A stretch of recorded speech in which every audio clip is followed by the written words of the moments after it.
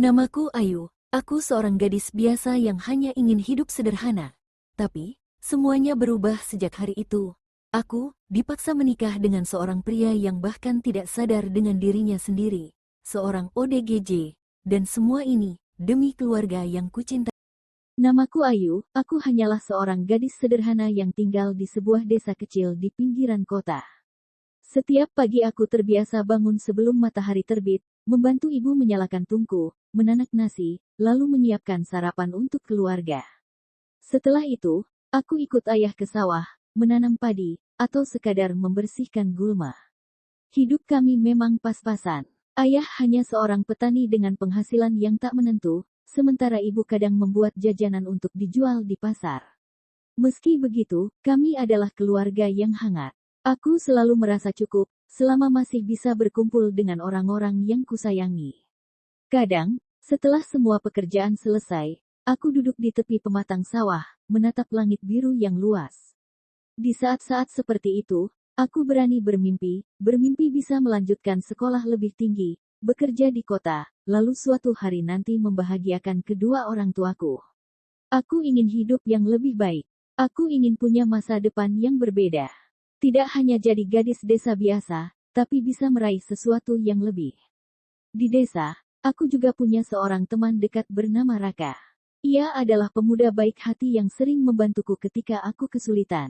Diam-diam, aku tahu ia menyimpan perasaan padaku, meski kami tak pernah berani membicarakannya secara langsung. Semua itu membuat hidupku terasa berarti. Sederhana, tapi penuh harapan. Aku percaya, asal aku berusaha, suatu hari nanti mimpiku akan terwujud. Tapi, aku tak tahu bahwa takdir sudah menyiapkan jalan lain untukku. Jalan yang sama sekali tidak pernah. Hari itu, aku pulang dari sawah lebih cepat. Aku mendengar suara orang berbicara di ruang tamu. Suaranya keras, berat, penuh tekanan. Aku intip dari balik pintu, ternyata ada Pak Surya, juragan kaya di desa kami. Ia terkenal keras, banyak orang berhutang padanya. Di hadapan ayahku, wajahnya dingin, penuh wibawa. Jantungku berdegup kencang saat mendengar percakapan mereka. Pak, tolong beri saya waktu sedikit lagi, suara ayahku terdengar gemetar. Juragan itu menghela napas panjang. Lalu dengan nada tenang tapi menakutkan, ia berkata, "Utangmu sudah menumpuk, kau tidak mungkin bisa melunasinya. Tapi, ada satu cara, supaya semua lunas." Ayahku terdiam. Ibu yang duduk di sampingnya menunduk, wajahnya pucat. Aku menahan napas. Dan kalimat berikutnya dari juragan itu, membuat tubuhku seolah kaku, beku, tak bisa bergerak. "Nikahkan saja anakmu, dengan anakku." Aku membeku. Anak juragan itu. Semua orang desa tahu, ia berbeda. Ia seorang ODGJ. Seorang laki-laki yang sering berjalan sendirian di sawah, kadang tertawa sendiri, kadang marah tanpa alasan. Kalau Ayu mau menikah dengannya, aku anggap utangmu lunas. Kalau tidak, siap-siap kau kehilangan rumahmu. Kata-kata itu menghantam telingaku seperti petir di siang bolong. Ibu menutup wajahnya sambil menangis. Ayah tak bisa berkata apa-apa. Dan aku, hanya berdiri kaku di balik pintu, tubuhku gemetar hebat. Sejak hari itu, rumah kami berubah suram. Tidak ada lagi canda, tidak ada lagi obrolan hangat. Yang ada hanya tatapan kosong dan bisikan-bisikan ketakutan. Aku ingin bertanya, ingin menolak, ingin melawan, tapi bahkan sebelum aku sempat membuka mulut, aku tahu, jawabannya akan menghancurkan hatiku. Malam itu aku tak bisa tidur. Kata-kata juragan itu terus terngiang di telingaku. "Nikahkan saja anakmu, dengan anakku." Aku berusaha meyakinkan diriku bahwa semua itu hanya mimpi buruk. Tapi kenyataannya, ayah dan ibu benar-benar mempertimbangkan hal itu. Esok paginya, saat kami berkumpul di ruang makan, aku akhirnya memberanikan diri bertanya. "Ayah, ibu, jangan bilang kalian setuju dengan permintaan itu." Suaraku bergetar, hampir tak keluar. Ibu langsung menunduk, menangis. Ayah hanya terdiam lama, lalu berkata lirih, "Ayu, ini demi keluarga kita. Kalau tidak, kita akan kehilangan semuanya."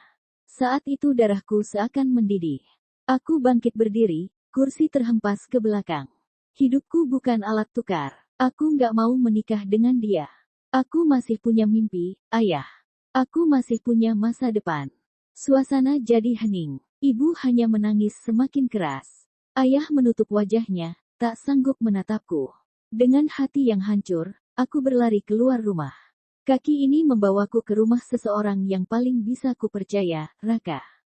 Saat aku menceritakan semuanya, Raka terdiam. Tangannya mengepal, matanya merah menahan emosi. Kalau perlu, aku akan bicara ke juragan itu. Aku nggak akan biarin kamu dijadikan korban, Ayu. Mendengar kata-katanya, hatiku sedikit tenang, tapi di sisi lain aku tahu, Raka hanya pemuda biasa. Ia tidak mungkin sanggup melawan kuasa juragan kaya seperti Pak Surya. Tak lama kemudian, ibu datang menjemputku. Matanya sembab, wajahnya penuh air mata. Ia memelukku erat-erat. Nak, ibu mohon. Lakukan ini demi keluarga kita. Demi adik-adikmu. Kalau kamu menolak, kita semua akan sengsara. Hatiku runtuh seketika. Aku ingin terus berontak, tapi tubuhku lemas, jiwaku hancur. Aku terjebak di antara dua pilihan, melawan demi kebebasan, atau mengorbankan diriku demi keluarga.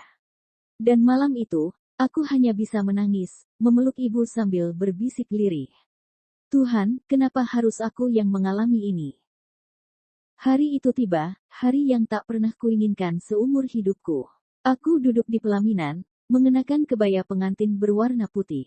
Dari luar, aku tampak seperti pengantin pada umumnya, tapi di dalam, hatiku kosong, hancur, mati rasa. Orang-orang desa datang. Mereka duduk berbisik-bisik, menatapku dengan tatapan iba, bahkan ada yang menutup mulut sambil geleng-geleng kepala. Di sampingku, duduk seorang lelaki, suamiku.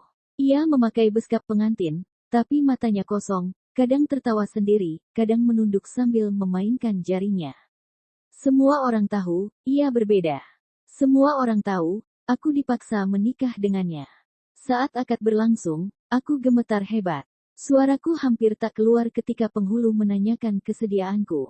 Air mataku jatuh tanpa bisa kucegah. Saya terima, jawabku lirih, hampir tak terdengar. Tiba-tiba terdengar tepuk tangan dan ucapan selamat. Tapi semua itu terasa palsu di telingaku. Yang kudengar hanya suara hatiku yang berteriak minta kebebasan. Setelah acara selesai, aku duduk di kamar pengantin. Riasan wajahku mulai luntur karena air mata. Aku menatap bayangan diriku di cermin, siapa aku sekarang? Gadis yang dulu penuh harapan, kini hanya seorang istri yang terjebak dalam ikatan yang tak pernah ia inginkan. Malam itu, aku duduk sendiri di sudut kamar, sementara suamiku tidur sambil mengigau. Aku hanya bisa menatap kosong ke langit-langit, sambil bertanya dalam hati. Apakah ini akhir dari semua mimpiku? Apakah aku harus menjalani hidup seperti ini selamanya? Tidak ada jawaban. Yang ada hanya sunyi, dan rasa sakit yang Hari-hari setelah pernikahan itu terasa begitu panjang. Seolah waktu berjalan lebih lambat dari biasanya. Aku kini tinggal di rumah keluarga suamiku. Rumahnya besar dan megah, tapi bagiku terasa seperti penjara yang dingin.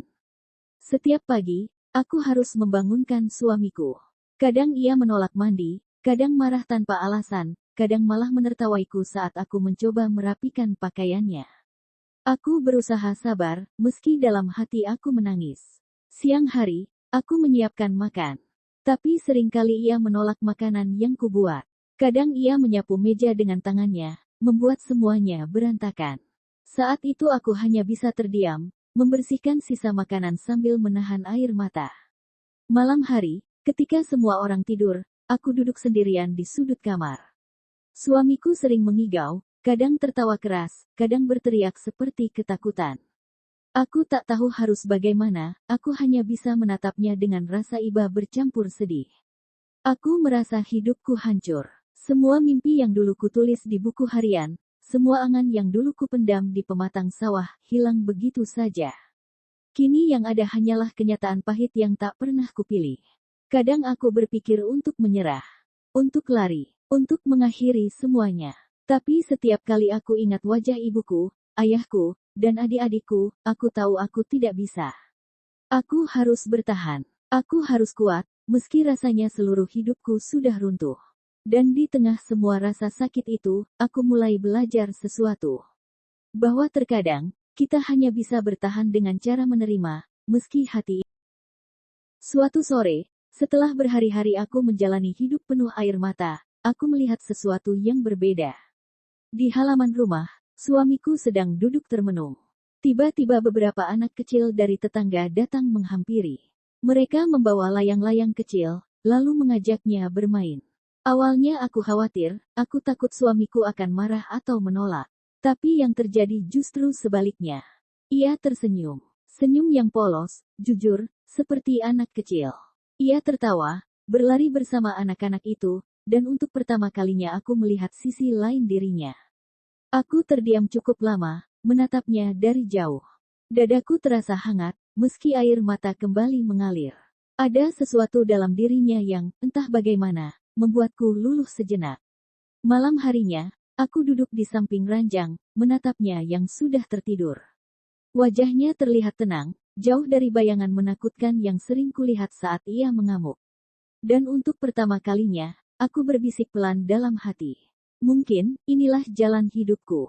Mungkin Tuhan menempatkanku di sini bukan tanpa alasan. Sejak hari itu, aku mulai mencoba belajar menerima. Aku tahu hidupku takkan pernah sama, aku tahu luka ini akan terus membekas. Tapi aku juga tahu, bahwa di balik semua cobaan, selalu ada sisi yang bisa kupelajari.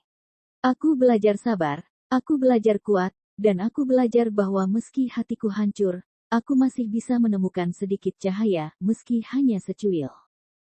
Hidup tidak selalu berjalan sesuai dengan mimpi kita. Aku dipaksa menikah dengan seseorang yang bahkan tak mengenali dirinya sendiri. Semua mimpiku hancur, hatiku hancur, dan masa depanku terasa sirna. Tapi, aku belajar satu hal. Bahwa Tuhan tidak pernah memberi ujian tanpa alasan. Meski aku terikat dalam pernikahan yang tak kuinginkan, aku menemukan kekuatan yang tak pernah kupikir aku miliki. Aku belajar bertahan, aku belajar ikhlas, dan aku belajar melihat secuil cahaya di tengah gelapnya hidupku. Aku tidak tahu bagaimana masa depanku nanti.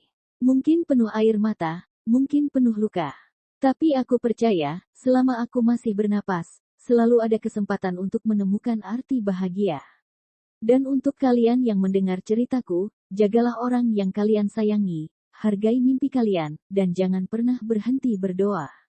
Karena hidup kadang memberi kita jalan yang tidak pernah kita pilih. Aku hanya bisa berharap, semoga suatu hari nanti, kebahagiaan juga akan singgah di hati.